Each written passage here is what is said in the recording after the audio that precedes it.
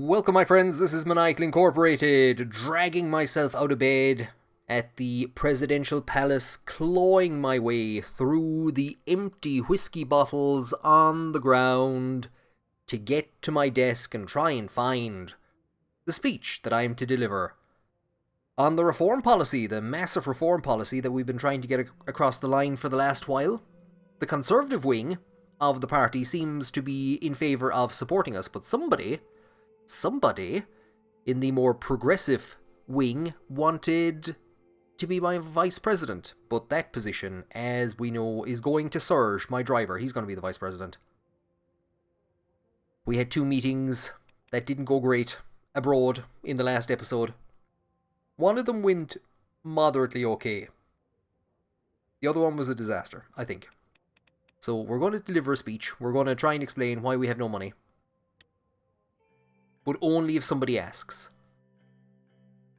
I came to the Grand National Assembly of Sordland badly hungover. I walked quickly through the corridors, giving my greetings to people on my way towards the parliamentary hall. Hey! It's like Cheers. Everybody knows your name. When you come in, everyone has a wave and a shout and a curse for you. Uh-oh. There was a heavy argument about a proposal made by an MP from the NFP. Uh-oh, they're usually not good. I took my seat inside the special area reserved for the ministers. Gloria was shouting from her seat at the centre of the hall as she hit the gavel 3 times, with each strike heavier than the one before. Order! Order! Words shaking. What is this, Slay the Spire 2? I saw Cesaro Kibner standing up from his seat and shouting towards the members of the PFJP. Gentlemen, please don't get so excited for me being here. Oh, this devil. You can immediately, you see that face and you know who it is. So he's shouting at the People's Freedom and Justice Party. That's our good friend, Friends Richter's party. Mr. Kibner, calm yourself. Show respect to the procedures of this assembly. Despite her efforts, the argument continued for a couple of minutes before everybody took back to their seats and finally went quiet. Mr. Kibner, next time, when I tell you to do so, either take your seat or leave the hall, so we can proceed with the procedures of this assembly and continue our duties. Some MPs from the NFP side shouted back at her in protest. The National Front Party. Oh, the devils. Honourable ladies and gentlemen, if you allow me to continue, says Gloria. She pointed at me. We have the president here with us today. He's doing some work experience and he's going to shadow people who actually do work for a living. The assembly fell silent. You have the floor, Mr. President. I walked to the stand as loud clapping started from the USP's side. Brothers and sisters, no, we won't go with that. Honourable members of Assembly. Honourable members of the Grand National Assembly of Sordland, I am here today to raise important questions regarding our outdated constitution. So we can stab at the Supreme Court. We can say it holds too much power. Our election threshold has harmed our democracy more than anything. Our constitution doesn't adequately define or respect the separation of powers. Our elected assembly has always been overshadowed. We're going to go with the Supreme Court. That's, I think, our main task, is limiting the powers of the Supreme Court. The Supreme Court holds too much power over our elected branches. They have been obstructing the law-making process. They've been obstructing the law-making process and has long plagued the democracy in Sordland.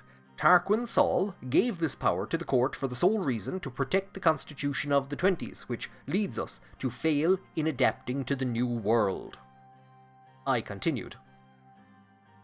Therefore, we propose executing the members of... Oh, I don't see that option there. Therefore, we propose changes to the constitution to prepare Sordland for a more democratic... To prepare, right? We're not bringing in democracy now. democracy later. Moderate changes now, democracy later. We must finally rewrite the constitution of Soll and break our chains of the past. I call everyone to stand by us to make this historic changes to the constitution and bring it to the standards of today's world. We'll prepare for a more democratic era. It's somewhere off in the distance. It's out there somewhere. We just don't know where. So we have applauses from the USP and the PFJP seats. Does that include the section of the party that your man is in? I don't know if his name's going to pop up. That lad that said he wouldn't support us because I wouldn't give him the vice presidency. We will break the Supreme Court's authority over constitutional changes. We will rebalance the branches of government to ensure a more democratic process. Yeah, I think we'll... Yeah. Moderate. There won't be any breaking. I focused on unity, change, peace. We could all use a little change. Probably peace. The 1929... Wait, no, not the 1929. I'm getting confused. It probably was the 1929 Constitution. But the 29 Constitution was the product of a time of war. Now is a time for peace. As we must make peace between each other, we must strive for peace in the world. We need a more democratic constitution that would reflect the will of the people and flourish in the upcoming times of peace and prosper. We will make Sordland great again. Let's embrace the future. Loud noises came from USP and NFP seats. Oh no. That's not great. If the NFP are making noises, I don't want the USP making noises with them. I took a breath and continued. Ladies and gentlemen of the Assembly, we must set aside our differences. It is time to make a new constitution together. I ask everyone to think clearly about our current situation and join us for change. See, the NFP liked their constitution. Is it time to make a new one? Is that what we're doing? I thought we were... Are we making a new constitution or... Yeah, we're amending. Does a new constitution mean, like, we're getting rid of the old one and bringing in a new one altogether? I think a new constitution would probably break the country.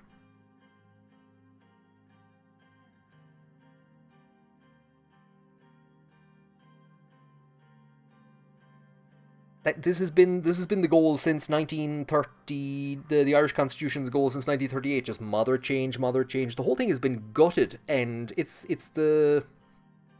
How many times, if a constitution enters port and you replace some of the wooden boards on it, how long before it's not the same constitution? Or something. We must set aside our differences. Just vague, empty words. Be part of a new era of Sordland. Join us and vote for our proposal. I ask everyone to support us in the upcoming vote. Yeah, join us and vote for our proposal. Be part of a new era for Sordland. Let's write the future together. USP will change and lead Sordland forever. I will address all the problems of the past in my proposal. Let's just write the future, yeah. Salute the crowd. Finish with a poem. Oh, they'll love that. They'll love that. They love a good old poem. There is a destiny above destiny. There is a victory growing with every morning. Sure, we'll go with the morning. There is God beyond existence or non-existent. There is my country beyond everything, my beloved. Yeah, sure. I love my country. There are songs to be sung in affectation of our victories. There is a spring that blossoms out of the graves of our fallen. There is the evil that tortures and tears me down. No, we're not going to mention the wife. We're not going to mention the wife. They're songs and victories. Do not doubt the one. There is a decision coming from the heavens. Fear not when the dark falls. There is an artiste painting the sun. Do not dare to surrender. there is a victory that grows with defeat. Yeah, somebody's painting. Beyond the next morning, there is a victory waiting to be won. The assembly roared with all kinds of different reactions. That's a kind of a poem that has the effect to do that. Some applause came from PFJP and USP seats. Most of the others started to make loud noises again.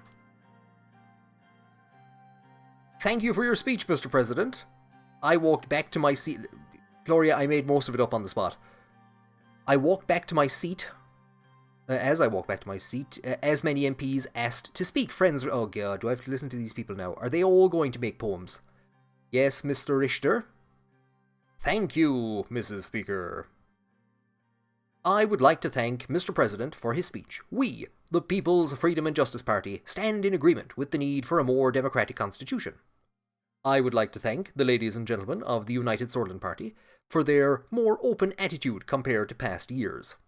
As long as Mr. President's words prove not to be just words, we will be behind... No, they are just words. No, there isn't literally an artist painting the sun. Friends. It's not literal, they're just words. We will be behind this much-needed movement for change. A movement for change. Yes, we're going to move towards changing towards a more democratic era. I like that. Good man. We welcome this attempt. We're attempting to move towards changing towards a more Yes, even better. I ask Mr. President to share the final contents of this proposal. We're proposing to attempt to move towards changing towards a more... This man... This is a future vice president. Deputy assistant vice president. Thank you, Mrs. Speaker. Suddenly, oh god, Casaro Kippener started yelling from his seat. Oh lord. He's shaking as well. The president must have lost his mind to cooperate with the likes of you, Mr. Richter. You and the PFJP are nothing but puppets of Western interests. Gloriatory, I should say, is shouting, Order! Madam Speaker, I know you're in agreement with me as well. Gloria, is this true? Don't stand idly there while this administration is making deals with snakes and undermine the integrity of Gloria is probably the gavel is probably doing 90 at this stage. Order, Mr. Kibbener. How many times do I need to say you are speaking out of I demand to speak. Gloria gave him a stare. She looked annoyed. Very well, Mr. Kibbener. Go ahead. Mr. President. Mr. Kibbener.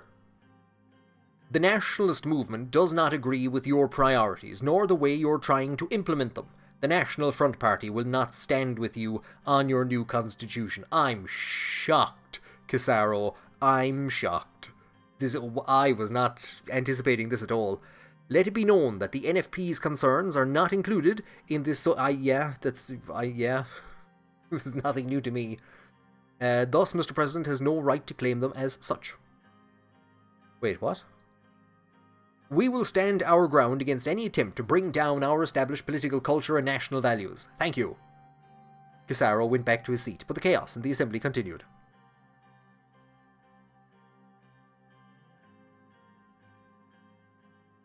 Yeah, sure, let's pour more petrol on this fire. Ask to speak.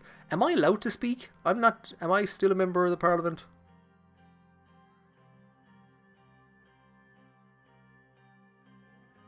I just wanted to thank everybody for their comments. Yeah, thanks for all the comments that you leave on these videos.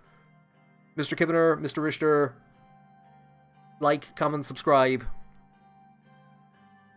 Hit that notification bell for more details. Will we address Mr. Is there any point? Is there any point? I just want to thank everyone for their comments. Thanks. It really helps the algorithm. Alright, Mr. President. There was no need for that. MPs kept shouting and responding to each other, creating a loud mess where nothing was legible. Order, order. This topic is finished. We're now moving on to our next topic. Sheep grazing on Commonage in County Louth. I slowly left the hall. The shouting could be heard from every corridor of the Grand National Assembly. My work here is done. But you didn't do anything, Mr. President. Didn't I?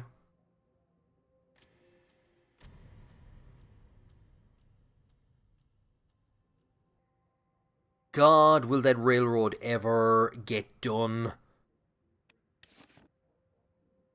The Economist has run out of ink again. There's 2 articles that it can't print. The Radical, the hidden power of men in uniform. Uh-oh. Somebody's heard about the secret police.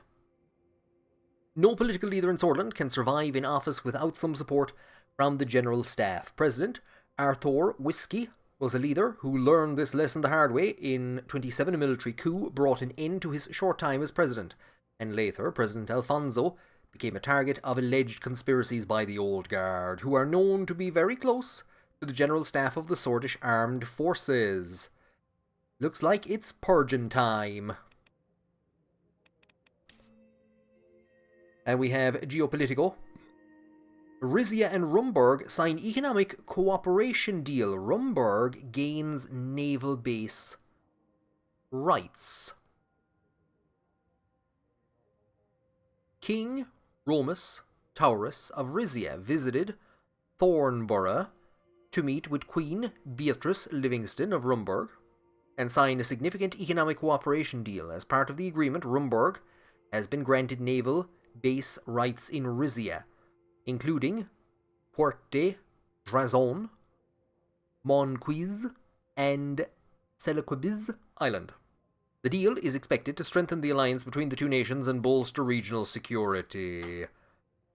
And considering Rizia now has access to I was hoping that we could build economic ties with Rizia which would effectively help mitigate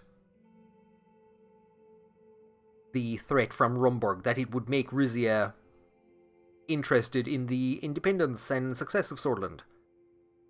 Provisions for joint investments in infrastructure projects, trade liberalization, and collaboration in research and development aiming to promote prosperity and stability in the region. In return, Rizia is set to benefit from Rumburg's military expertise and advanced technology, enhancing its defensive capabilities amidst rising tensions in Mercopa. The signing ceremony was attended by high-ranking officials and diplomats from both countries who expressed optimism. I do not believe I'm very happy with that. Governor Braun wants to divide communities in Bergia. Felix Braun has reported increased Bludish Freedom Front support in Bludish-dominated neighbourhoods in Dyer and in all Bergia. To address the issue, the governor has proposed dividing these communities and resettling Sordish and Bludish people to achieve a cultural balance in the special zone. The governor believes this approach will limit the influence of the BFF and reduce the risk of secessionist activities in the region. However, some officials claim that these measures would be directly against the constitution, and the governor of the special zone does not have the authority to enact such policies. This proposal still has raised concerns among some officials who fear it could be implemented, which would lead to further ethnic tensions and social unrest. Oh no. Oh no. The General Staff has convened at the Ministry of Defence today to assess the security conditions of Sordland. More than 20 high-ranking officers are in attendance and discussed several war plans, the internal stability of the nation, and the overall state of the armed forces. Guys, can I come? There's a big sign that says no presidents. And it's just, there's the president of the Defence Forces Trade Union, which means that they can't allow a second president in. Privatization plan proposal. The Ministry of Health has finished a privatization proposal plan in order to increase the resources of the health system and to increase the quality of services through small-scale market competition. Additionally, the Ministry's report highlighted the weaknesses Sordland has when it comes to a potential epidemic. Minister Beniwald reported that much more could be achieved through the healthcare system if the private sector could slightly assist by generating new revenue streams and adding new services. Van Horten wins election in Agnolia. So we had a good-ish meeting with him the last time. Right, what oh no! Danger! I'm in danger. What do we have? Uh-oh. Uh-oh, SpaghettiOs. Requested meeting of Joseph Lancia. I arrived at the cubic building that housed most of the military command that resided in Halsor. The grey and brutalist structure looked daunting. I never liked this building. It always made me feel like I was standing under the concrete foot of a giant getting ready to crush me.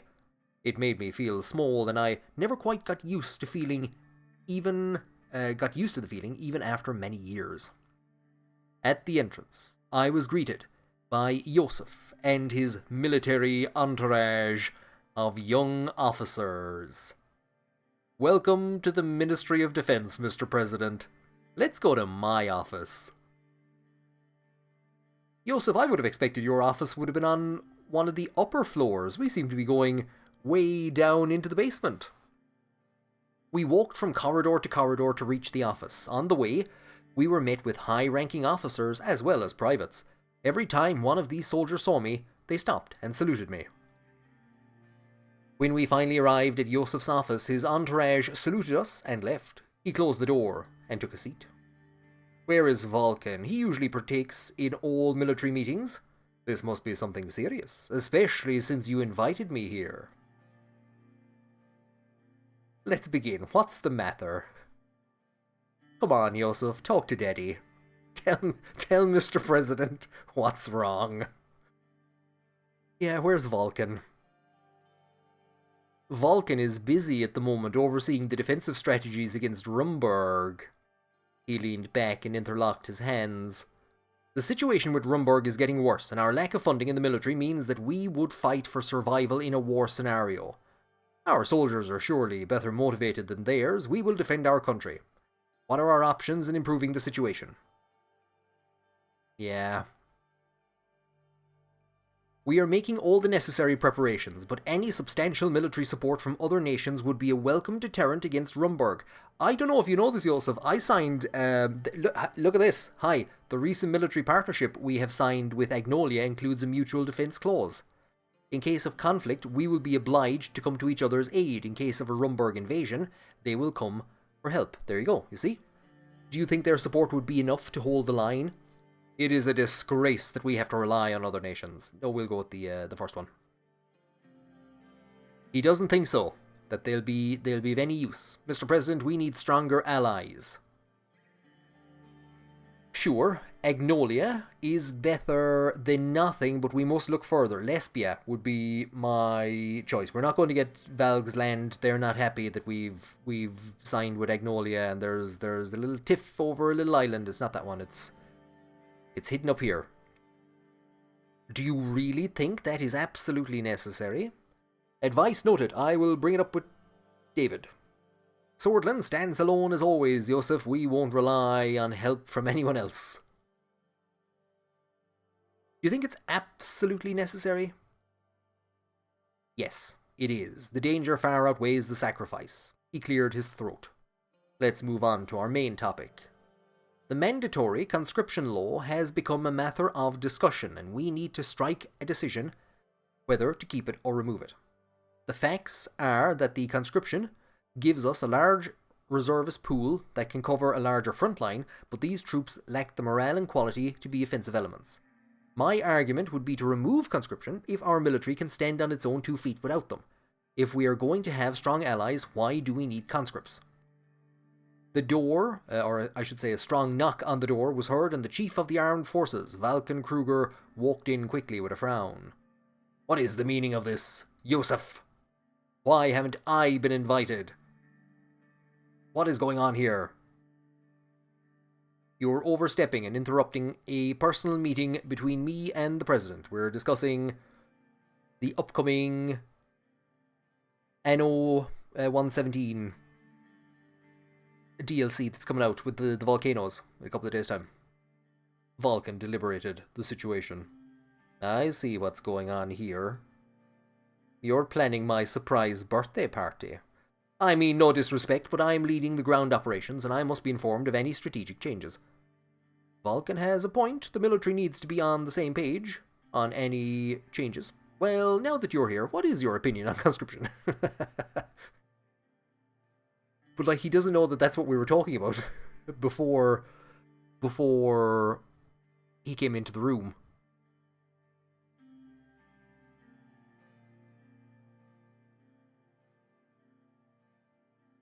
I don't know, do I like this divil? And this divil, I mean, if there's going to be a coup, it's this divil that we need to watch out for, realistically. He seems to be of the coup mentality. He doesn't. So it's a good thing he doesn't have the army. Thank you, Mr. President.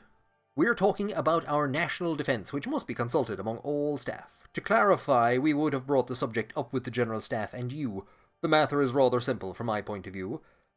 We kept to our traditional army doctrine. It is not devoid of disadvantages. However, at the end of the day, Rumburg has a larger army, air force and navy. Our conscripts will fill the much-needed weaknesses that we have. That's also what I was thinking. There is a place for reservists. We don't share the same opinion. This is a modern age and requires a modern army. Throwing bodies at a problem never solved it. I don't know about that. This doctrine worked for decades so far, no reason to change it. I think the generals have a point. I think there is a place for reservists. Mr. President, we need to prioritize quality over quantity. Your final decision, Mr. President? Keep mandatory conscription. We need every single able body to defend the nation. That is a word which caused a tremendous amount of trouble in Irish history. So you had the conscription crisis in 1918, when the British moved to introduce conscription in Ireland, which had been exempt up to that point in time, because there would have been chaos. And when they brought in attempts to introduce conscription, there was chaos. Now, this is introducing conscription. And also, it was likely known that if Ireland was to have actually entered the war or gone on a war footing in the Second World War, there would have needed to be some form of conscription, and that would have caused chaos.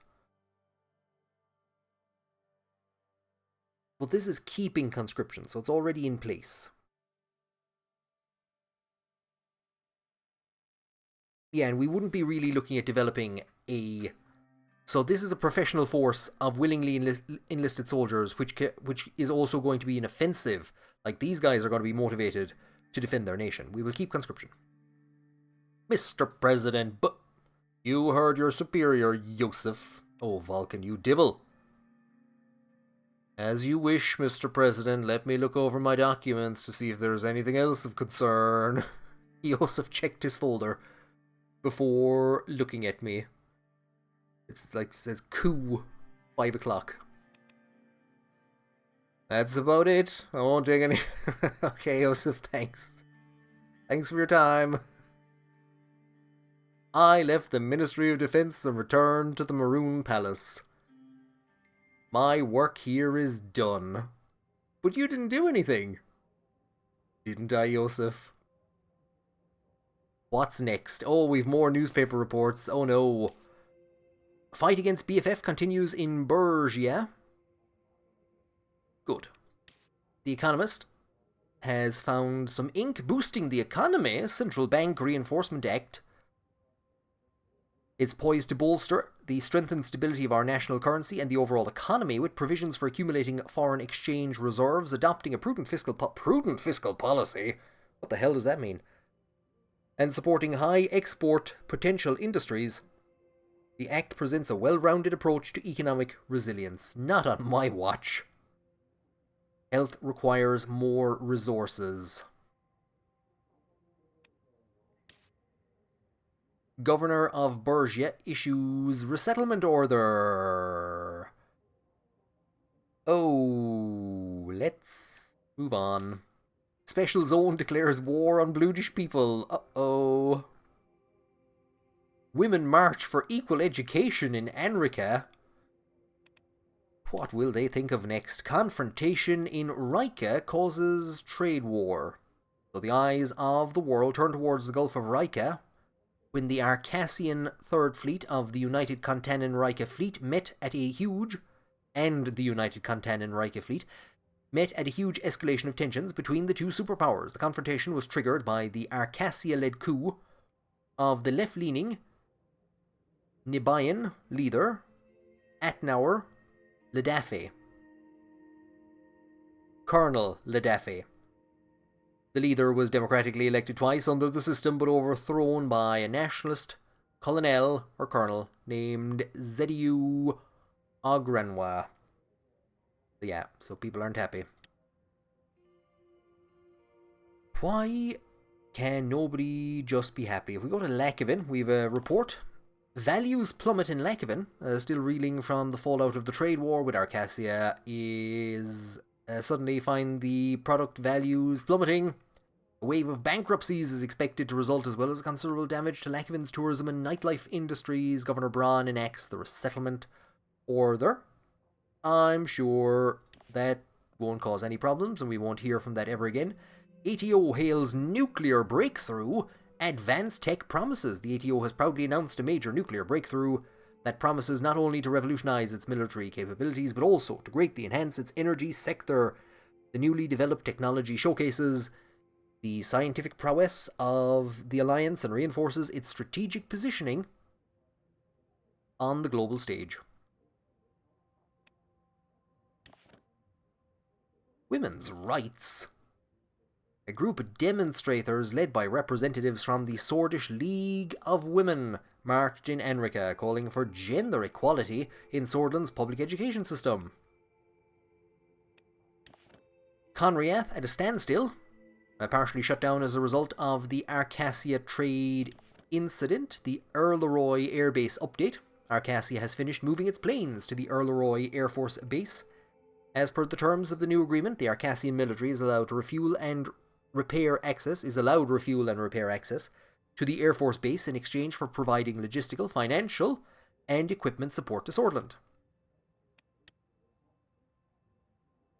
Will they also help against these guys? And when are we going to get from Wayland, the Wessex and Wayland, when are they going to start? When are they going to stop causing problems? But when are they going to start next? I can already see. I don't think I need an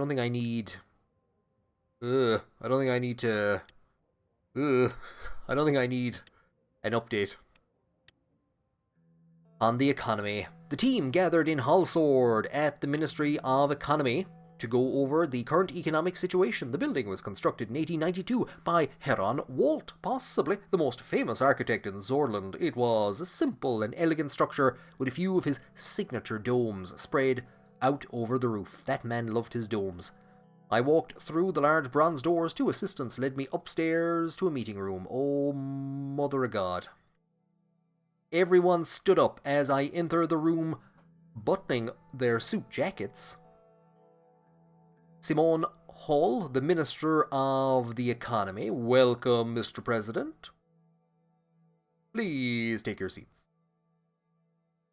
Everyone took their seats. The Minister of the Economy, Simone Hall, tells us, as you all know, today we have no money. Let's begin without any further ado. The ongoing trade war between Arcassia and United Contana has disrupted global trade immensely. Unfortunately, we couldn't escape the effects either. Our net losses are growing as a fallout, and we have lost a substantial amount of budget.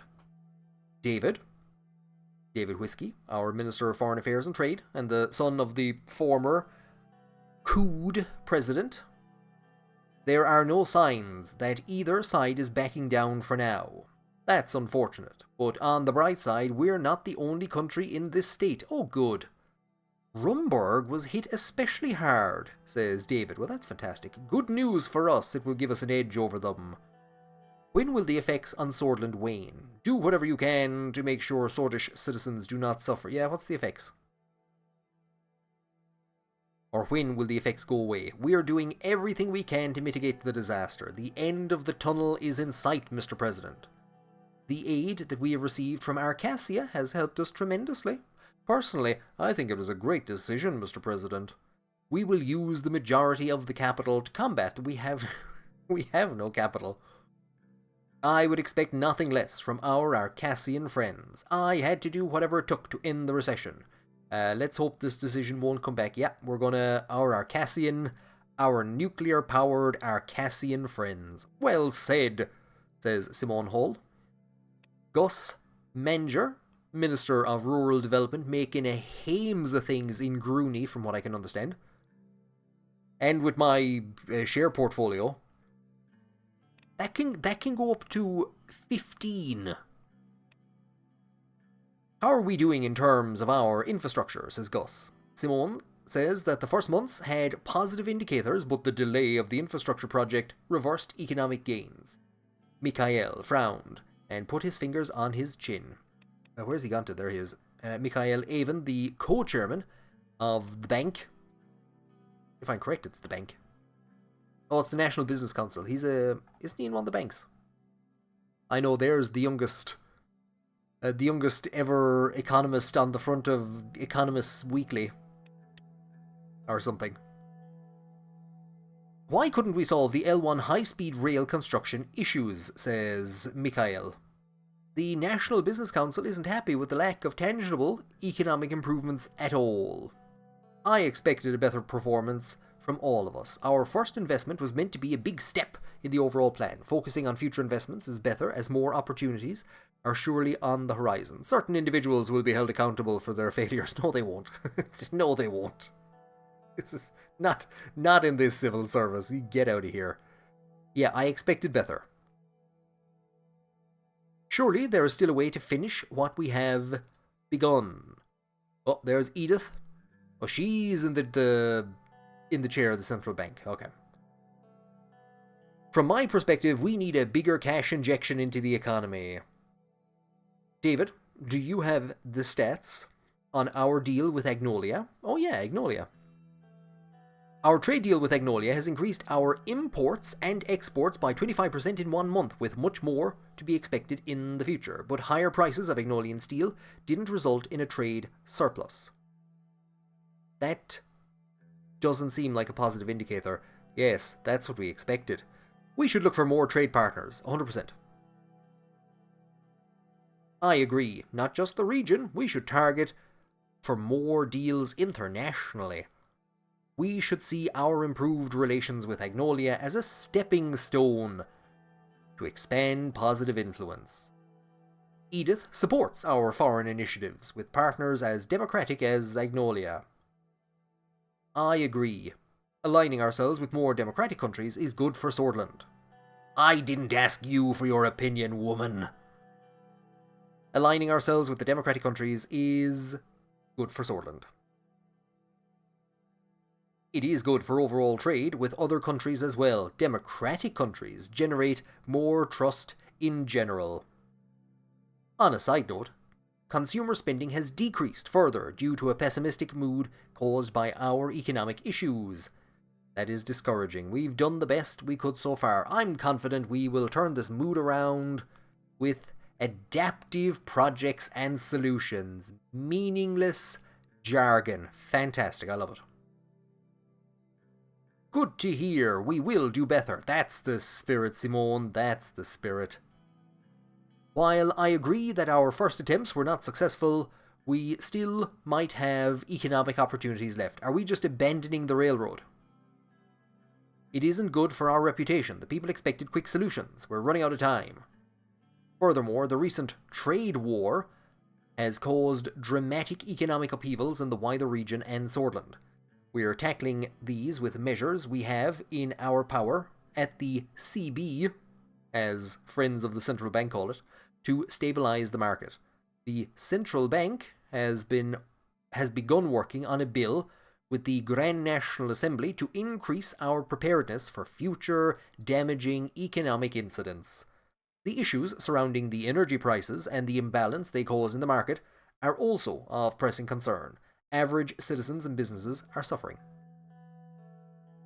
After the Central Bank Reinforcement Act, our focus will shift to primarily tackle the energy inflation crisis in the country. We will present a bill about this in the near future if the situation regresses. The National Business Council will also lend support to the analysis and contingency plans regarding the ongoing developments. Meaningless jargon from the NBC. As I expected, I love it. I'm looking forward to further collaboration between our departments to solve upcoming issues. Simon checked his large dossier of vague, empty terms. Our treasury is in a dangerous amount of debt. Yeah, how did that happen, guys? How did that happen? If we don't reduce our debt in future, we might fall in a debt crisis or worse. Maybe we should be more cautious. Yeah, guys, come on. I have to stop spending. Somebody please disconnect the treasury from Steam and Amazon. What are your suggestions? Yeah, you know, look, let's not focus on how this happened. How do we fix the problem? Who knows how this happened? Let's not waste time, you know, throwing baseless accusations at each other. Simone will work on some proposals regarding taxes to generate further revenue. That's it. Let's tax a country that's not doing very well due to trade wars. As per the latest data from the ministry, the recession unfortunately seems to be lingering still in... There's a trade war going on. No matter the cost, we will have to increase our economic development rates. Otherwise, I am sad to say that we will be doomed. We need to use the opportunities we've been given. Trade deals and infrastructure improvements always help. Mr. President, I will be very clear. Simon took off his glasses and put them on the table. He looked at me straight in the eye. You already know this, and I don't want to frighten you, but if we are unable to stop this recession, we are heading towards an economic catastrophe that has never been seen before in Sordland. Are you telling me we're going to have to deploy the army to guard the ATMs? No, in all of Eastern Mercopa. How did this happen? This was messed up before I got here. I can't even begin to imagine how we could survive that. None of us wants to see Swordish people starve while the state is unable to provide for its citizens. As you said, none of us want to see that. Don't worry, we will end the recession, I promise.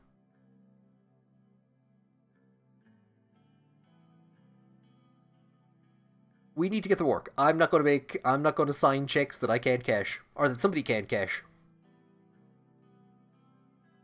Then we need to get to work. Exactly. He put on his glasses. He's a totally different man. I don't even know who he is now. There are a few methods that we can use to tackle the recession. Our debt situation is awfully bad, and I heavily advise against further expenditures. Okay. However, I will still present new projects and leave the decision to you, Mr. President. Simone, you're enabling me. You are an enabler. There are two main distinctions between these projects. It's either about continuing our infrastructure improvements or investing in increasing production. Production of what? Wine that nobody's buying because it can't get out of the ports. If we continue working on our infrastructure, that would lift us up to advanced country levels. However, our industrial production also needs a boost to return to pre-recession levels. There is, of course, the option to not take any risks related to our budget. The plans for these projects will be finalized soon. For now, I can provide preliminary information. Which would you like to hear first? What are the projects that could improve our infrastructure? What are the projects that could boost our production? I don't want to take the risk. What will improve the infrastructure? The Benfi International Airport, oh good god, and the other is the Morna Port. Benfi is growing at a rapid pace and would benefit highly from an international airport. Much more money to be made there too. The Morna Port will boost trade and improve the flow of goods towards Halsord, because the Conriath port is too small in capacity and extension is blocked by the Navy headquarters. Morna would be a more significant city with a port, and the advanced logistical connection to Halsord would be better utilised. I don't think investing in Morna with a port would do much to change our economic prospects. Goods are flowing from other places just as fast. Increased imports and exports on a more accessible path to Hullsword is very lucrative, in my opinion. Time is money. I agree with Edith. The Morna port will mean a great deal of our trade, to our trade, and improve the economy of the Lauren region too. What other projects could boost our production, or what are the projects that could boost our production? For production, we have two projects. One is the Sarna agricultural zone, and the other is the Conriath industrial city.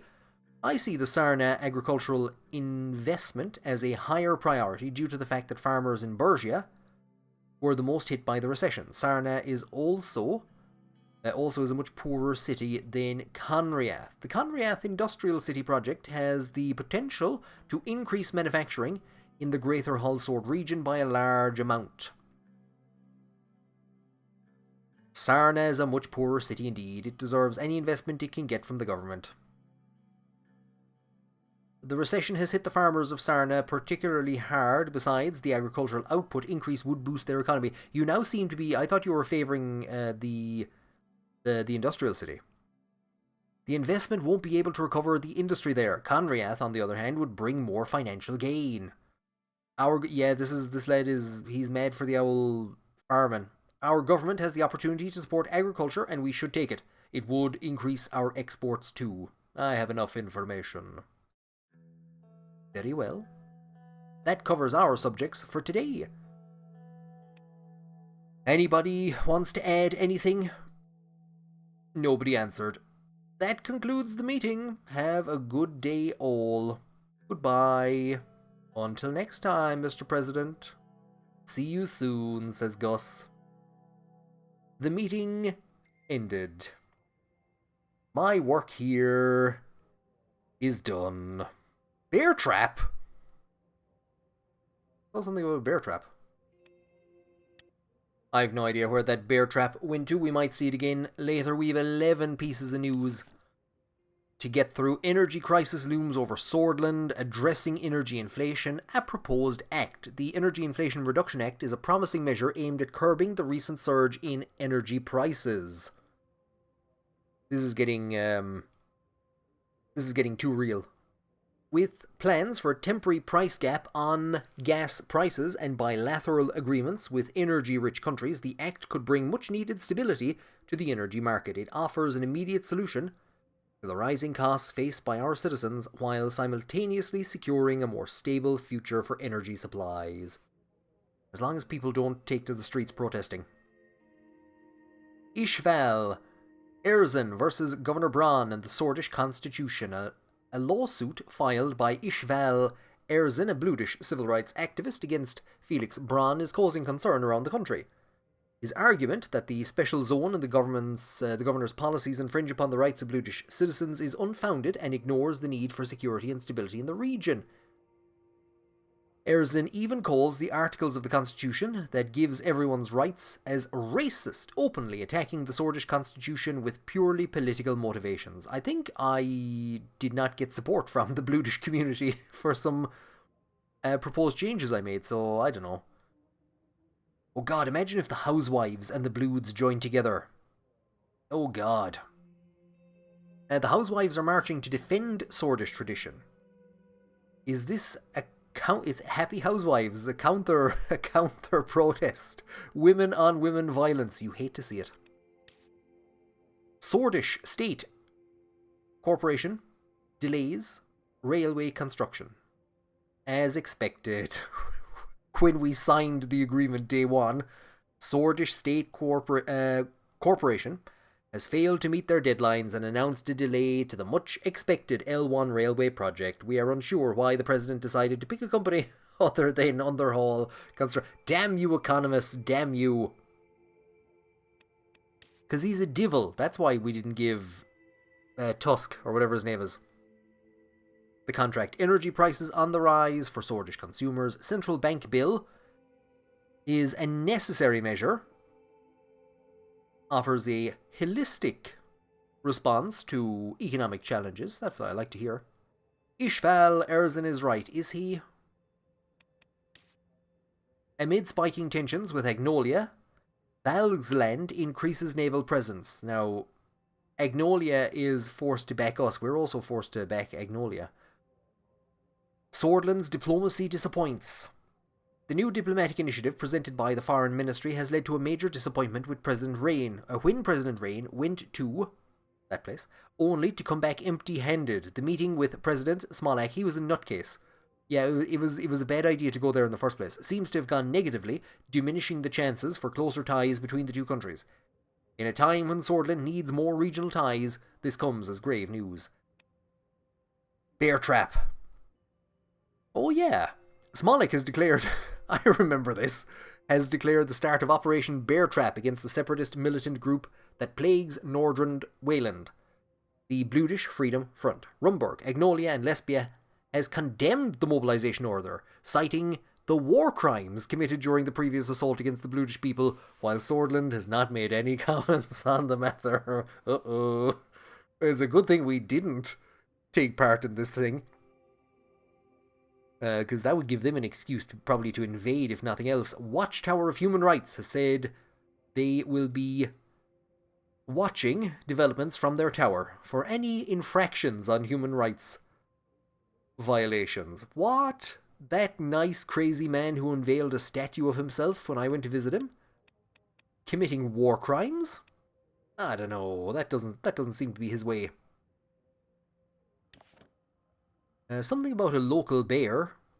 The escalating energy prices are causing distress amongst local bears in Estord. The construction of the L1 railway has been officially delayed for a year. The managers of the project apologized in a public statement, taking the blame on themselves. Good. Polio cases discovered in rural Suzerain. A polio outbreak in Wayland has been moving towards Sordland. Sharp increase in cases in rural Suzerain. 23 active cases in Sordland. PM Van Hoorten warns about Valgslandian presence. The increasing naval presence of Valgsland in the Marquian Sea, he showed his wishes to have a stronger naval cooperation with Sordland in the future. People don't seem to be as receptive to Governor Braun's Airbnb scheme.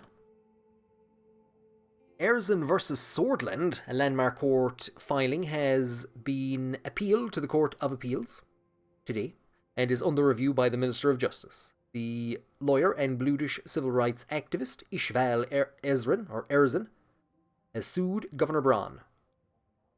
Argues that Braun's policies, including the controversial resettlement policy, infringe upon the right of property of the Bludish citizens. The ERA bill, almost, proposed in Hallsord to combat energy inflation. The Grand National Assembly in Hallsord has drafted the Energy Inflation Reduction Act in response to the recent surge in energy prices and all the tractors that have driven into the capital and shut it down. And Estord's local bears are cold. Do we have a document to sign by any chance? Investing in a mega project, a line just going straight across the entire country. Fantastic. A meeting on escalating tensions in Bergia. Let's invest in a mega project. Oh no, the Ministry of Economy has put forward four bold plans for investment projects, with each aiming to solve different issues ranging from production to infrastructure. The four available investments are Benfi, Morna, Conriath, Sarna. We're going to go with Sarna. Oh no. My work here is done. Mr. President, you shouldn't have. You really shouldn't have.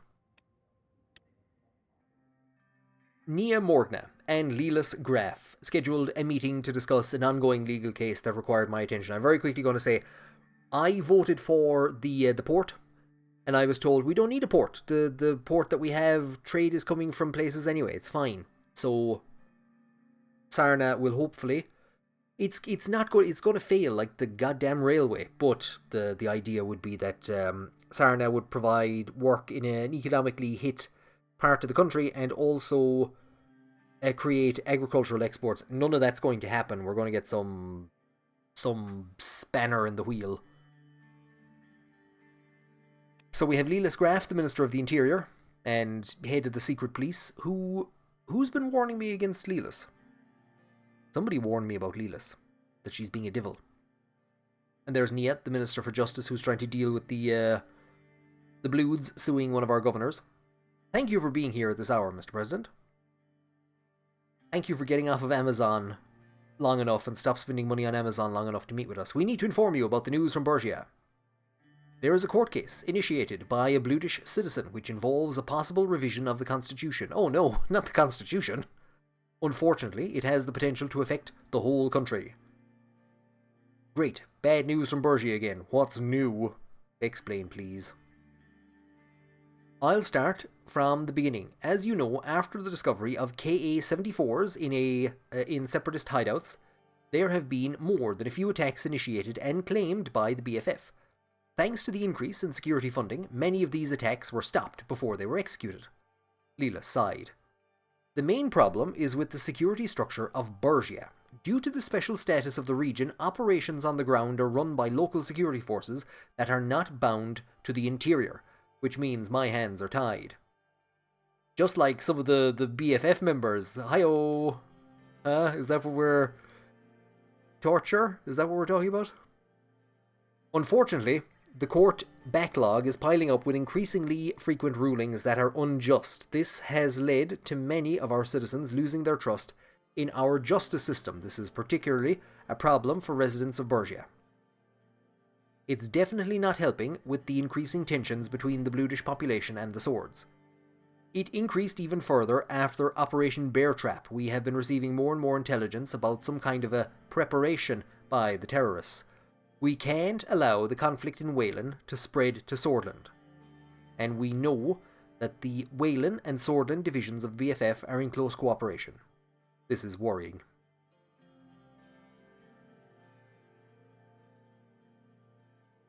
That's precisely why I didn't make a deal with Wayland. Yeah. That was the right decision. Well, it didn't seem to have stopped the tensions from increasing. Their war against the BFF has bolstered their resolve inside our country. The increasing threat of the BFF led Governor Braun to, justifiably, resort to his emergency powers to curb the danger. His discovery of militant training grounds disguised as schools was commendable, as well as his quick handling of bomb threats coming from major cities like Dyer. However, his latest policies have been questionable, especially the Peaceful Resettlement Order. It has been met with massive anger from the majority of the Bloods in the region. That is a massive understatement, says Nia Morgna. Governor Braun has abused his powers and clearly acted against the Constitution, and quite surprisingly, Ishval Erzan has managed to successfully push the case to the higher courts. He is suing Felix Braun for infringing upon the liberties of the Bludish people. He also raises a conflict in the Constitution and argues that the way it is written makes it open to interpretation and allows people, like Governor Braun, to abuse their powers. What exactly does Erzan claim that the conflict in the Constitution? As you know, the rights and liberties Article 7 alludes to are described in Article 100 in further detail. Yes, I knew this. All citizens, in theory, can exercise their rights described in these articles and are equally subject to law as described, and these rights cannot be suspended by the government under any circumstances other than a defensive war. Mr. Erzan claims the line, "Every sword is equal before the law," in Article 7 does not include other ethnicities, and thus gives the state the right to suspend or limit the rights of non-swords defined in Article 100. Fantastic. Courts are repeatedly protected, or have repeatedly protected Governor Braun, in the past, and it is true that he bets on Mr. Hawker justifying his actions through Article 7. However, there is also Article 6. Yeah, it makes sense. If we have a 7, there's probably a 6, which the courts could have taken into account already. And what's the problem with Article 6? Article 7 is an embarrassment that needs to be removed. I wish we could also tackle this in our proposed... Let's not... What's Article 6? As you know, I know, I'm just checking if you know, Nia. Article 6 goes, everyone who is bound to the Swordish state by citizenship is a sword. Which clarifies clearly that the Constitution does not discriminate against other ethnicities or cultures. Citizens of this country are called swords. But did you ask Bludish people what they think? Yes, it's true that this article has protected them on a number of occasions, and it defines sword as a non-ethnic term, but it is left up to the interpretation of the courts. They could have argued that Article 6 extends the rights defined in Article 7 to all citizens of Sordland, regardless of race, but they didn't. Yet. They can potentially push this case to the Supreme Court. What? What exactly is this case about? Erzin is claiming that the current constitution gives the legal grounds to discriminate against Bludish people, directly infringing upon their rights as citizens. He claims Article 7 of the Constitution, citing the line, every sword is equal before the law, is in direct conflict with the freedoms and rights defined in Article 100. Governor Felix Braun is accused of using Article 7 to justify his oppression of the Bludish community. I understand that part. I'm not too sure how your man is saying Article 7 is in conflict with Article 100. I have enough information. In any case, the situation might be troubling if it reaches the Supreme Court and Mr. Hawker manages to sabotage it by altering the current interpretation. It would be disastrous for Bludish rights. I will be doing my best to ensure a positive result comes out of this case, but I'm not sure if the centrists would be willing to agree with Mr. Erzin. He's one of the only people that's actually facing directly on the camera, facing directly towards the camera. Distinguished Bludish lawyer and civil rights activist based in Dyer, Sordland, educated in 1909 at the Dyer University of Culture. Throughout his career has been yielding in the face of adversity, including an eviction from his home under dubious charges of threatening public stability and safety. Beyond his courtroom work, Erzin has engaged in political and social debates. Notably, he has critiqued certain government policies like the controversial resettlement order, voicing concerns over potential infringements on the rights of the Bludish people. Continue. According to the foundational values of this republic, everyone who is a citizen of this country is a sword. The Constitution is clear about this and does not allow for discrimination. Maybe Hawker is not the man you think he is, Miss Graff. From what I've heard, his stance on the subject may not be the standard Sollist interpretation, but something darker. I'm afraid he'll reject the case altogether and find Governor Braun innocent. If this happens, it would make discrimination against Bludish people legal. Do you think Justice Hawker and the old guards would go that far? This is insane. Is there anything I can do? You think they'd go that far? According to the rumours within the Supreme Court, yes. It is already unusual that the case is making its way up to them. To be honest, I don't think this is a matter for our administration. We must keep out of judicial affairs. As much as I hate to say it, I somewhat agree with Lilas on this. I'd prefer to keep the status quo over risking a complete abolishment of rights. We still have the power to make tangible reforms. Your lack of faith is disappointing.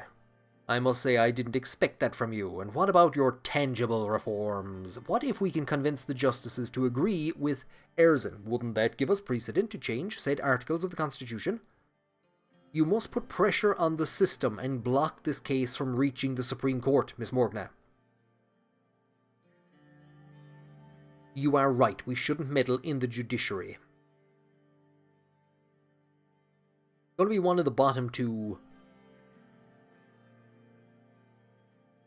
is going to be one of the bottom two results. And what, again, what's an Irish-themed playthrough without government interference in the judiciary in places? You must put pressure on the system to block this case, because if it's unusual to be making its way to the Supreme Court in the first place, then it shouldn't be making its way to the Supreme Court. Of course, I will do my best, Mr. President. As I said, I think the government has better things to do than meddle with judicial affairs. If this judicial affair goes high enough, it's going to become a governmental affair, because we have to make constitutional changes. There is, however, something that the government can do to address the situation on the ground. It is time we push for change within the security structure of Borgia and the special stat. Why didn't you bring this up first of all? I believe we are aligned on the matter, Mr. President. Mr. President, you asked me to explore options regarding the revocation of the special zone at the beginning of our term. Given the current circumstances, I think it is now possible. That's great to hear. Tell me the details. The resettlement policies in Borgia and the Erzin case have changed the mood of the lawmakers. We can use this opportunity to push for the removal of Tarquain Soll's security zone decree. It is a much bigger possibility than before. Of course, racism is rampant throughout our country, but Bludish citizens inside Borgia are having a much worse time than the Bludish residents of cities like Lackavin or Hallsword. If we focus on Borgia, we can remove its special status. This alone would be a huge step for Bludish rights. Unfortunately, as long as Governor Braun is in charge of Borgia with the powers he has, no judicial reforms would reverse the situation on the ground.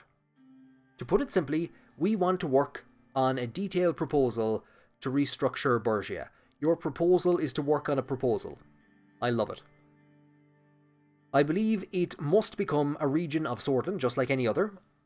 We must centralise the system and abolish the local security forces. Are you sure we can revoke the special status? Are you absolutely certain that your security forces can do a better job? I don't see how a local change is more important than removing the basis of discrimination in our very constitution. I don't agree with changing the structure of Borgia now. Are you sure that we can revoke it? I don't want to mess with the Constitution. I don't even know the Constitution's gone full Schrodinger at this stage. I don't even know if the Constitution exists anymore. I don't know, am I trying to change the Constitution or bring in an entirely new one? And I have no idea who's even supporting me. So it's like, just stay away from making the Constitution any worse than it is at the moment. Until that feather goes away. We can't be sure of anything, Mr. President. You know this better than me, but Lilas and I both believe there is potential to get more MPs behind the idea. It is true, some members of my circle inside the party are keen on this as well. They are starting to believe Soll's policy in Borgia has already run its course. My God, if Lilas Graf is talking down about Jesus Christ himself, Tarquain Soll, then you know things are bad.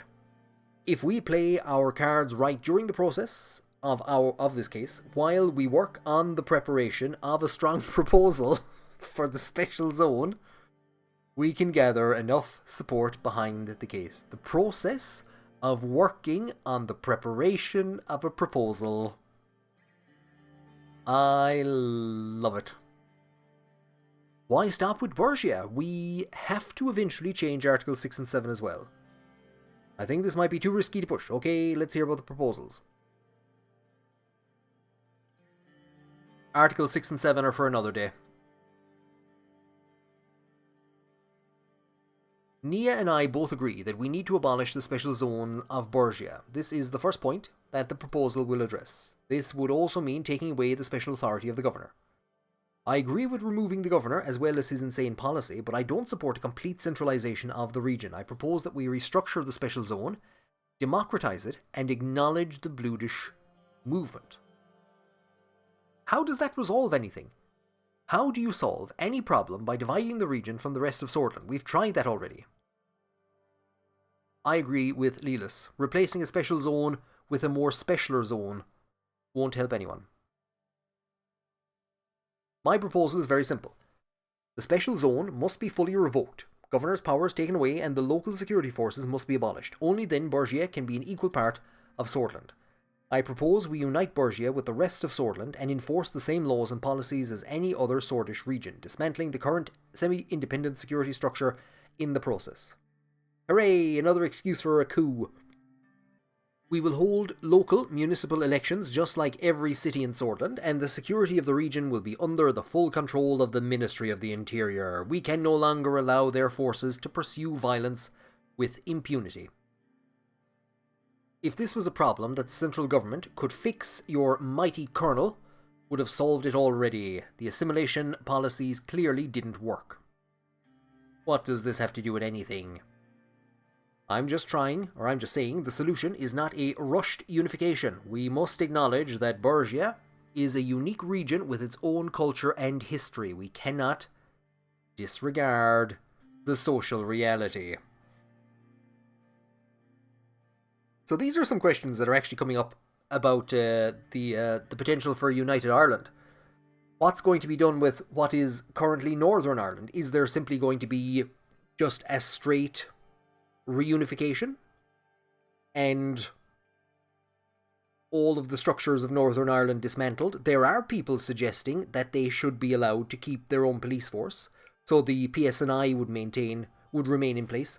Some people have started suggesting federalisation, so basically the 4 provinces of Ireland would have parliaments, and then we'd have a central parliament in Dublin, presumably. So Ulster would have a parliament, as opposed to Northern Ireland. Others are saying Northern Ireland should be allowed to maintain some of its structures, like I said, the PSNI and things. But then you have the Irish minority that's living there, and they now have to live under the exact same structures that have not been the best for them over the last 100 years.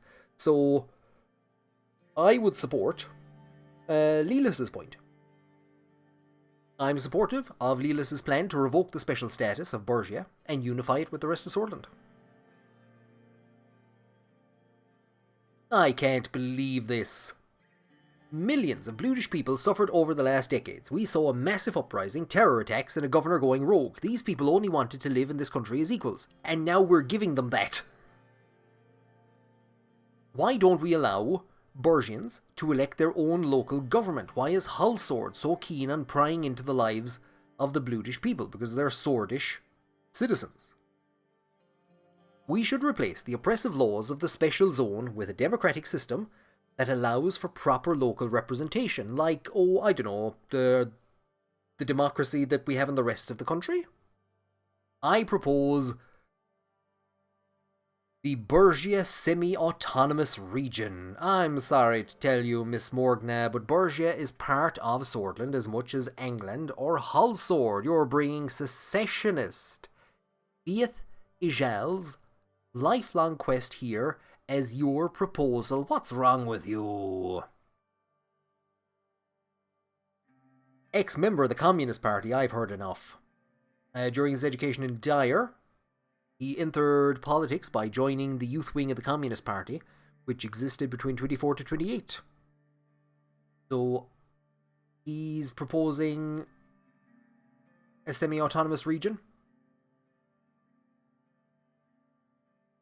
One of the most influential Swordish socialists, along with Bernard Circasse.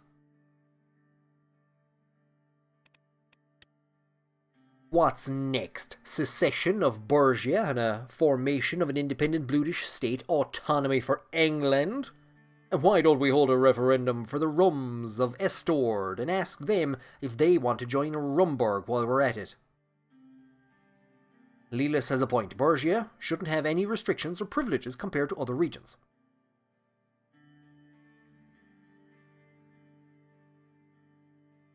Leelis smiled. So it's decided then. I can start working on the proposal as soon as possible. Keep the status quo. Semi-autonomy is the way to go. Yes, it's been decided, Miss Graff. You can get to work immediately. I'm counting on you. Of course, Mr. President. Right away. This is a mistake. Please, Miss Morgna, you've heard the President. I will start working on proposals immediately. It is very important to get this right, so it will take some time. My estimate is that it will be ready sometime after the vote on your constitution. Oh god, are we still going ahead with that? You can choose to enact it then. Sounds good to me. I'm counting on you. Great. I'll get to work. See you later, Mr. President. See you later, Nia.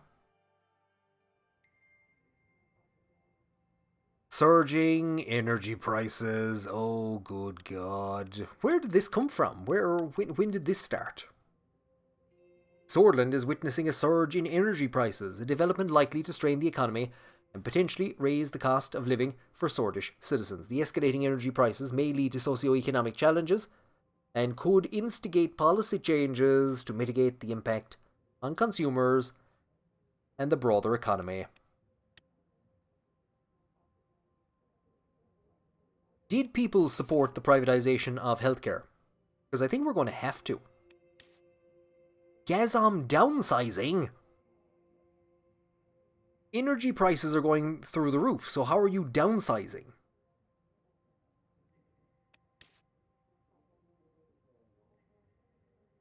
Like at the moment, we're going through a fuel crisis. What is it? Are the fuel companies making something like 30 million a day or something additional extra over what they would have? So how, if the price of energy has gone through the roof, how is Gazom downsizing? The sharp rise in energy prices and the ensuing market instability signal a looming energy crisis. It's clear that years of prioritizing profit over sustainability and relying on non-renewable energy sources has led to this precipice. The crisis is not just about energy prices, it's a reflection of the flawed economic structures that privilege the few over the many. The time for change is now.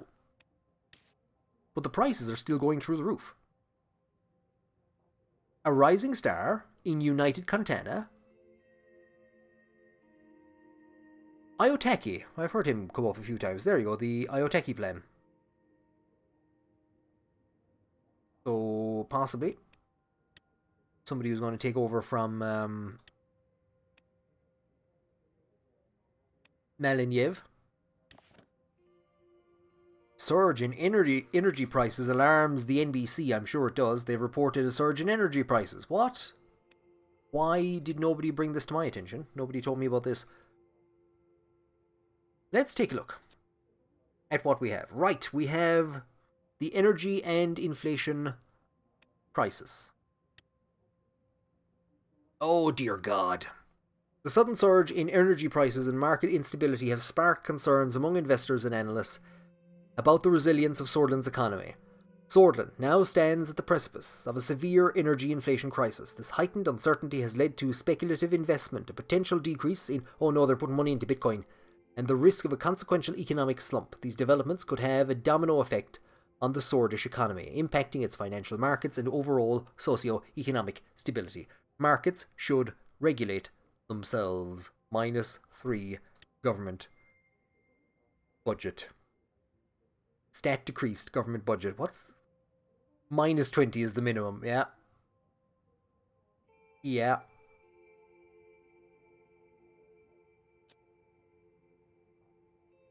Yeah. Budget allocation, is it? Oh, it's a literal bear trap.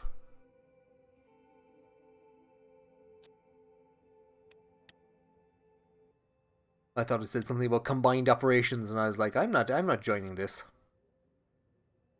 The Central Bank Reinforcement Act.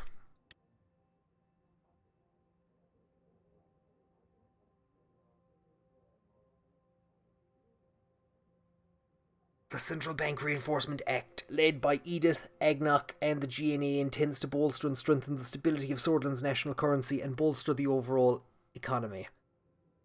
The Grand National Assembly advocates for the following measures. Section 1 mandates the accumulation of foreign exchange reserves by buying foreign currencies, especially those of Sordland's main trading partners.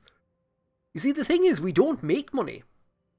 We do not, like, the only way we can make money is privatization. Tax does not generate money in this game. It does not generate budget. That's the only way the entire Irish budget operates, is off of tax revenue. But from what I understand, this game does not simulate tax revenue. How does that go to 30? Is you just privatize everything? By increasing exports, the demand for our currency on the international market will rise, thus strengthening its value. -1 government budget signed by Anton Rain.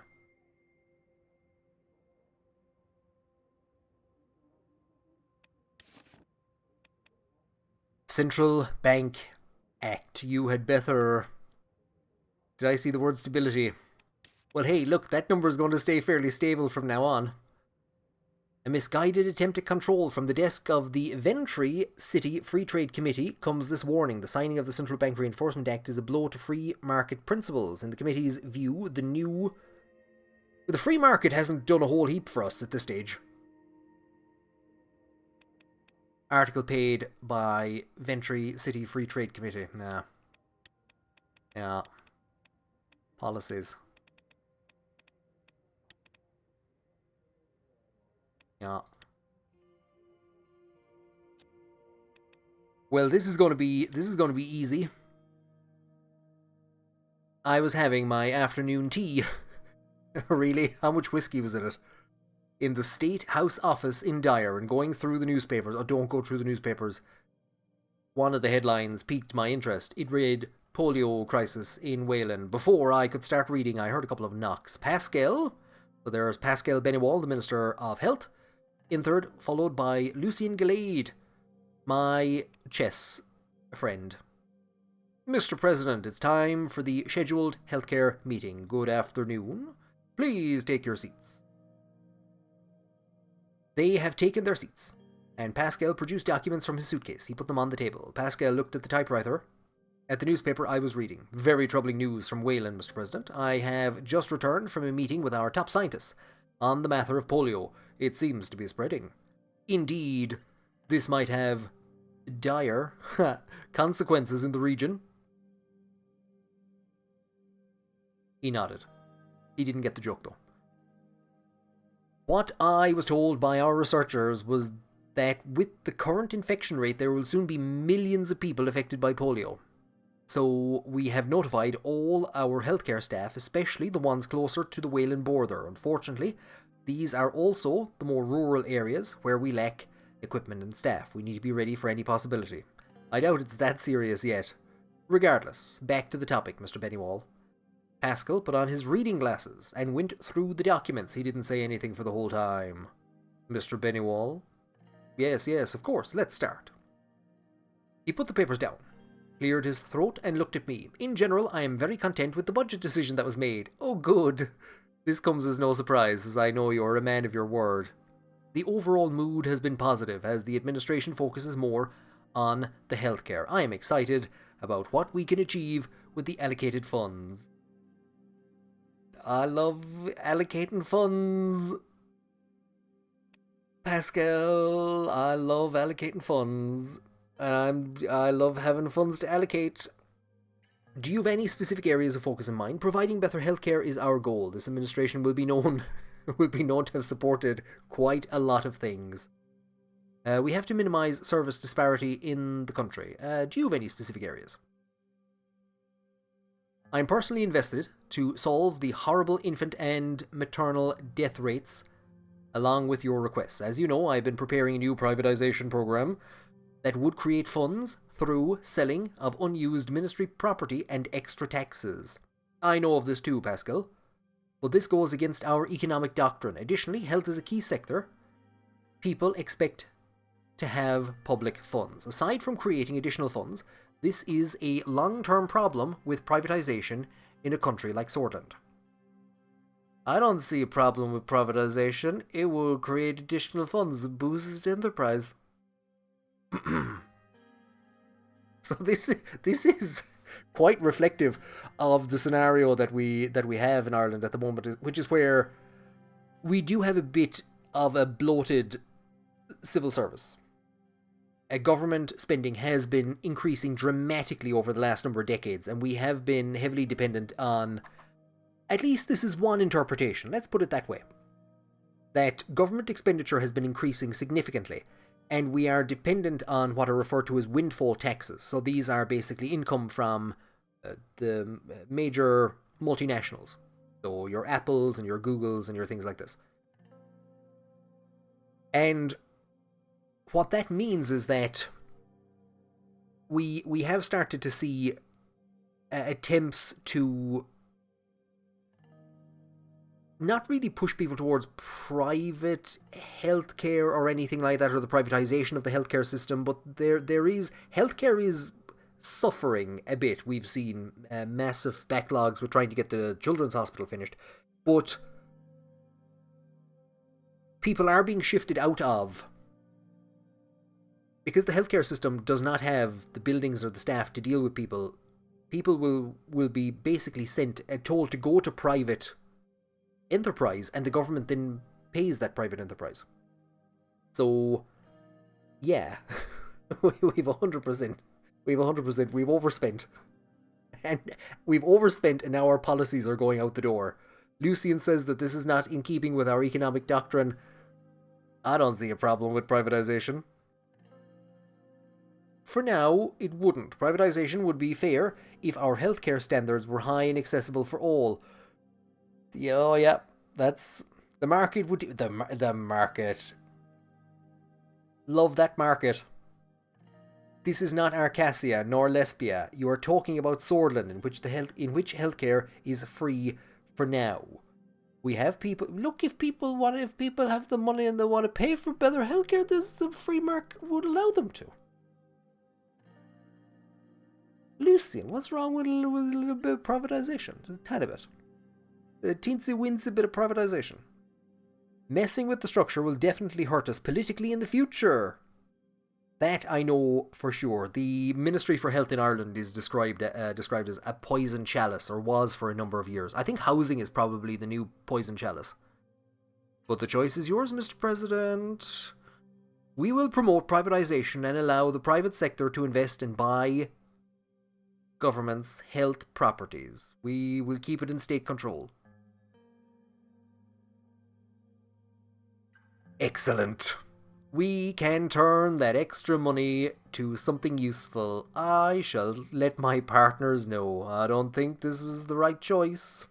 Shut up, you can't even play chess. Now let's get to the big question of how we will spend the extra funds dedicated to the Ministry for Health. Pascal, could you send some of those funds back to me? I just need to check them. I just want to check some of them. I urge you to consider these proposals. We could build new hospitals where necessary, divert funds to increase the salaries of our health workers, or invest in enhancing the existing treatment facilities in rural areas. Each of these options presents a unique path towards improving healthcare access and quality in Sordland. Build new hospitals sounds interesting. It would boost our popularity. Increasing salaries would have a good effect on doctors, nurses, and other staff. Improving treatment in rural areas is a must.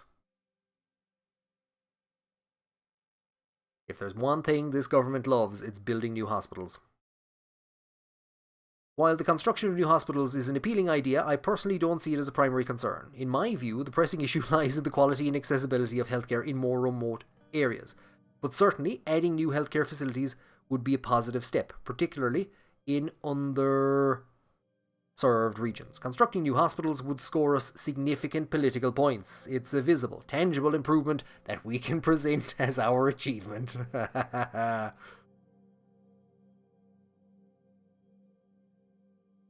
I've already pissed him off on one matter. We had Leo Varadkar, former Taoiseach, come out in the last couple of days and declare that rural Ireland is basically a parasite leeching off of the urban areas. And that basically we can all go to hell. No, he's not the Taoiseach, he's not in politics anymore, and I have a feeling he's just spouting stuff to get attention. But also, I've no doubt that that is also to hell with them cultures outside the pale is also a view held by many people. We've given Pascal a chance to give us money, so now we'll have to keep Lucian happy, proceeding with the building of hospitals. So 100% improving healthcare in rural areas there would have been a much better decision. In my book, The Unfortunate Man, I depicted the hardships of a poor mining family, a vivid illustration of the stark health inequalities in our society. As Minister for Health, I strive to rectify these disparities. But look, I'm giving you, I'm giving you an opportunity to write more books. It would be best to consider the political advantages of each one, as well as the practical advantages before making a decision. A few moments went by in contemplation, as the moment of making a decision was near for the third time. Build new hospitals where they are needed. Access to health will be available to all.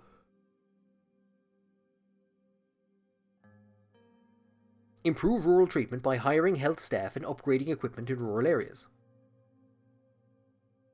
Then again, we've gone with a populist privatization, we're now going with a populist access to health for all. Like, the fact that they've had to ask me this 3 times is now making me think, do they want me to go with rural? Now that I've gone with rural, will we be asked to verify this 3 times? No.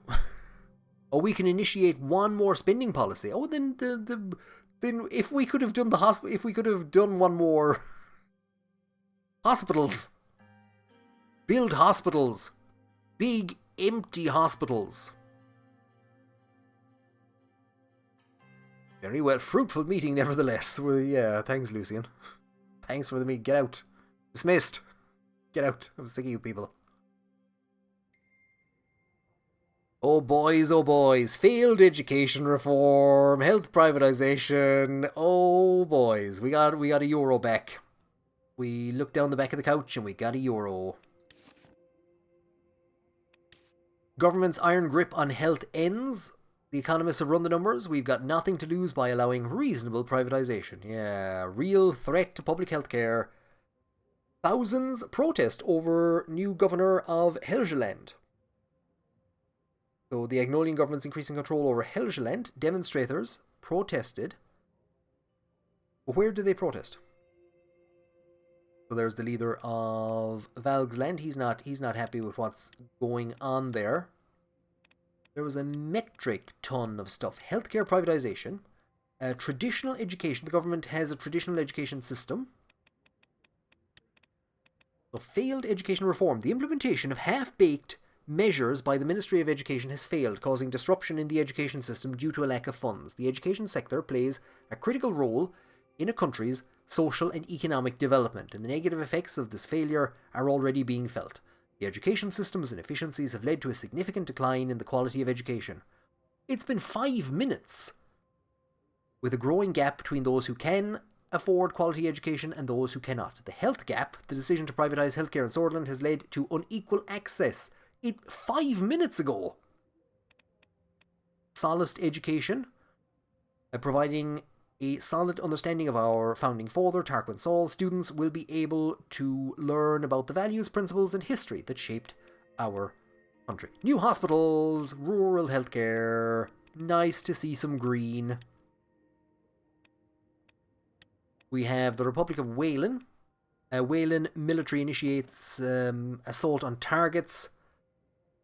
On their way, many Bludish villages were assaulted, and the initial reports indicate a high death toll. As they are approaching closer to the border, Wesek army movements will be observed closely. And in Hullsword, we have... Do you know what? We started with the Constitution.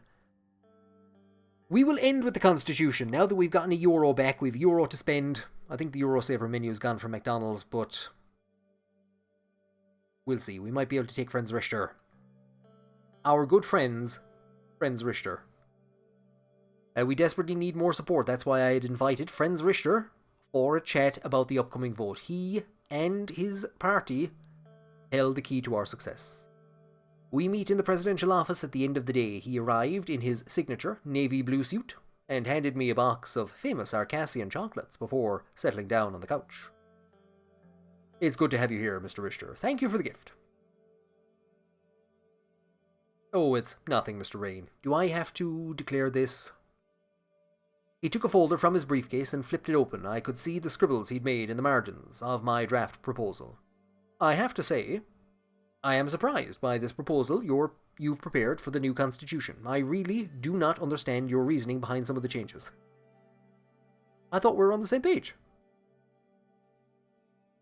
Don't get me wrong, I like your draft, as I've already stated. I'm just shocked you listened to our demands.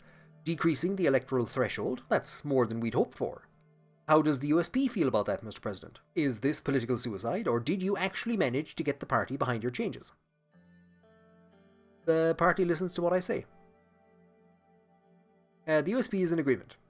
It's up to you to support it now. Yeah. Mrs. Tory didn't seem to be extremely enthusiastic about the new constitution. Are you sure you have all the votes needed? I believe that the Chief Justice has her ear, and the Old Guard is doing their best to make you fail. Are you aware the Old Guard has been reaching out even to PFJP members? I hope you're doing something to contain this mess. My hands are tied. We need to focus on the upcoming vote. Who would have thought? Of course they are, but we shouldn't worry. You're saying the PFJP can be bought?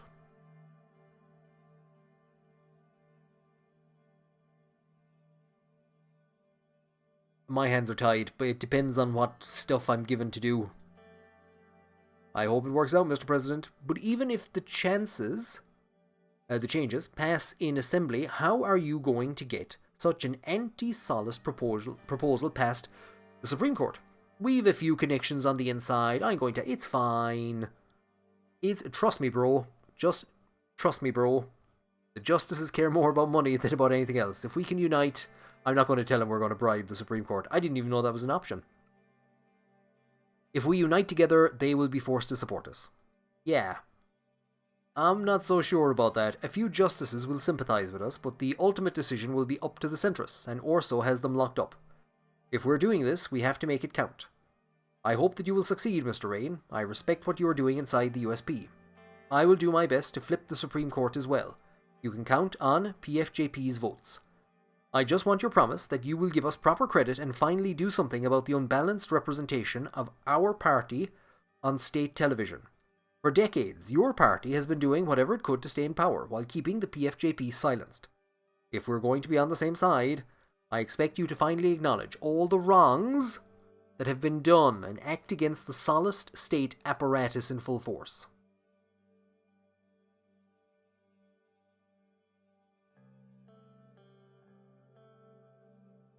Do not blame the USP. Sordland has gone through a lot.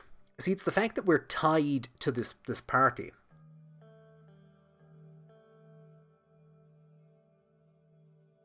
It's not like, we'll say, Catherine Connolly being kind of an independent and apolitical and coming in and kind of saying, yes, absolutely, we can address the problems of the past. It's more like de Valera being made say, no, Fianna Fáil hasn't done anything wrong. Of course, we're in this together. Of course, I can't deny my party's disreputable actions. Do not blame the USP. Sordland has gone through a lot. Sure, we'll go with this one. I'm offering you a chance to change the Constitution, and you can be on television, whatever you say, Mr. President, as long as you do something about it. Yeah, exactly. I hope I can rely on you. In the upcoming vote, we expect the USP to rally behind your proposal. I can assure you, you'll have the PFJP's full support. The USP will not be a problem. I think I've only the support of the Conservatives. I'm happy to cooperate with you, Mr. Richter. At this stage, I've no idea what we have a chance of.